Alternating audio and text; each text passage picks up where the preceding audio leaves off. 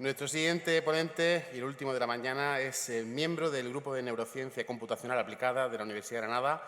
Viene hablando de neurociencia computacional aplicada, Ignacio Abadía, uno de nuestros representantes en la final de 3 Minute Thesis. Bienvenido, Ignacio. ¿Qué tal? Bueno, dejad que os presente a Baxter. Baxter es mi compañero de doctorado. Baxter, como robot que es, podemos programarlo para que haga diferentes tareas, diferentes movimientos con los brazos y que lo haga de manera muy precisa. Pero en el momento en que queremos que haga algo diferente, otra tarea, hay que volver a programarlo. Es como si cada vez que nosotros quisiéramos hacer algo nuevo, algo que no hemos hecho antes, tuviéramos que coger nuestro cerebro, cambiarlo por otro que hubiera sido diseñado específicamente para esa tarea. Por suerte ese no es el caso. Y nuestro cerebro, junto con otras partes del sistema nervioso, como la médula espinal o el cerebelo, nos permite aprender diferentes tareas, diferentes movimientos, y nos permite adaptarnos a diferentes situaciones. El objetivo de mi tesis es darle a Baxter esas capacidades motoras de aprendizaje y adaptación que nosotros y los animales tenemos de manera natural gracias a las herramientas que nos ha dado la biología. Así que si lo que queremos hacer es replicar lo que ya ha hecho la biología, ¿por qué no nos copiamos directamente de ella? ¿Por qué no hacemos una copia de nuestro cerebro por ordenador y se la damos a Baxter? Bueno, sucede que el cerebro es todavía un gran misterio. Es el gran reto de la ciencia en la actualidad, entender cómo funciona. Todavía no se sabe bien muchos de los aspectos de sus funciones, cómo se hacen. Y además es un órgano muy complejo y muy difícil de estudiar. Por lo tanto, para poder hacer esa copia del cerebro todavía queda mucho. Pero el cerebelo, eso ya es otra historia, ¿vale? El cerebelo es una región nerviosa que está situada en la parte posterior del cráneo, aquí, y juega un papel fundamental en cómo nosotros controlamos nuestro cuerpo, en la coordinación motora y en el aprendizaje. Por ejemplo, si estás jugando al tenis y le das a la pelota demasiado fuerte, el cerebelo aprende cómo corregir esa diferencia entre lo que ha hecho y lo que realmente quería hacer. Y la neurociencia tiene una idea suficientemente clara de cómo funciona, de cómo lo hace y de qué estructura neuronal tiene. Así que lo que nosotros hacemos es copiar el cerebelo.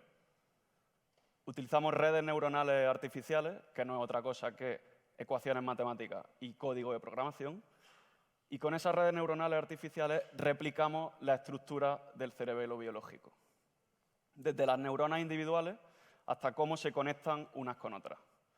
Hacemos esa copia y además también replicamos cómo esas conexiones entre las neuronas se modifican en base a la experiencia que vamos adquiriendo, lo que se conoce como plasticidad sináptica, que es la clave para el aprendizaje. Ejecutamos ese cerebelo en un ordenador y lo conectamos con Baxter.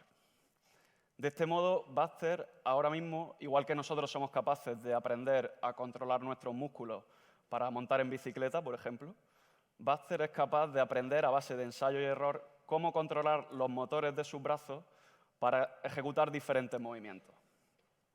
Y además, mientras está ejecutando un movimiento, es capaz de adaptarse a situaciones nuevas.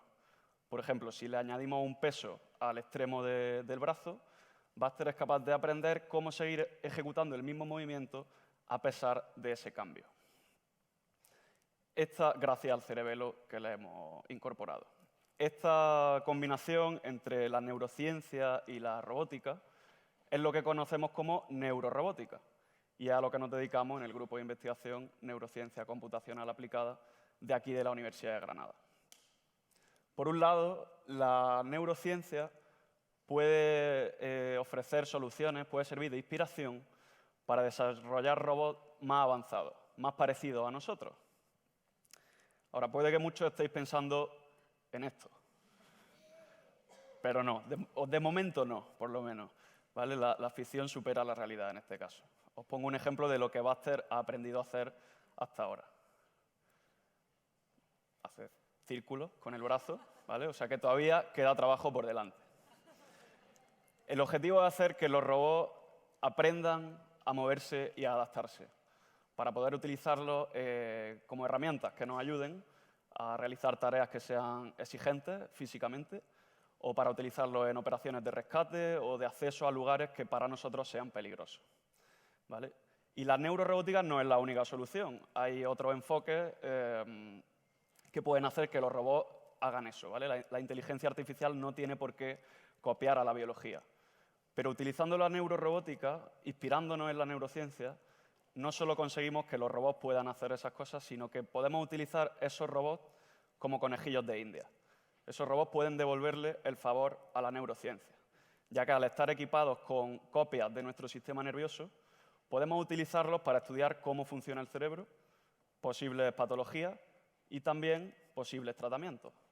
Así que estos robots pueden ser nuestros grandes aliados en ese reto que tenemos en la actualidad, que es entender cómo funciona el cerebro. Muchas gracias.